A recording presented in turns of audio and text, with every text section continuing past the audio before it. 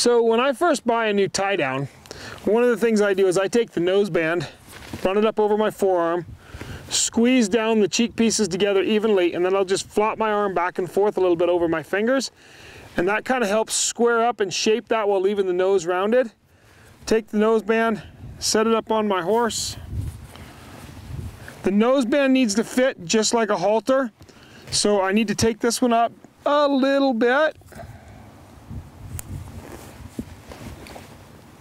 There, I've got that 2 fingers above the soft cartilage. I don't want any pressure down here in the soft cartilage shutting my horse's air off. Now I'll take the tie down strap. I come back here, and what I want to do, I'll run that through there, and then you can run it through a keeper if you want, or one of the things you can do is just run it through the top of your breast collar ring there. Bring it down here and hook it in to the front D on your cinch. Now, how tight should it be? Well, let me tell you a couple things that the tie down does not do. The tie down is not made to adjust your headset. The tie down is not made to develop collection or softness in your horse. It doesn't do those things. What it does is stop the horse from evading the bit. If you tie the horse's head down too tight, they're going to panic and flip over backwards.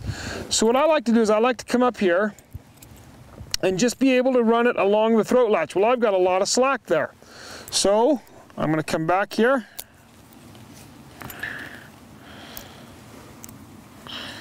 And adjust this just a little bit. Run my keepers. Still pretty darn loose. And I just keep testing it and trying it as I go. It's a nice thing about dealing with Weaver leather products. They're very adjustable, the leather is very smooth, movable. Those are the things I want. Okay, there we go. Now with my horse's head at rest, when I pick this up, it's just snug against the bottom of her throat.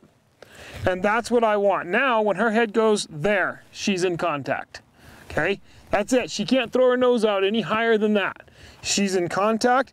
So let's take this, let's run this down a little bit more. All right, you see what happened? She instantly starts backing up. I'm pulling on her nose.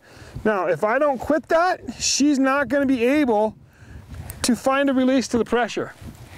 When she can't find a release to the pressure, she's going to panic and go over backwards.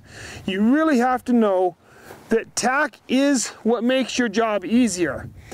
Poorly adjusted tack frequently is what causes the problems you're having in the first place.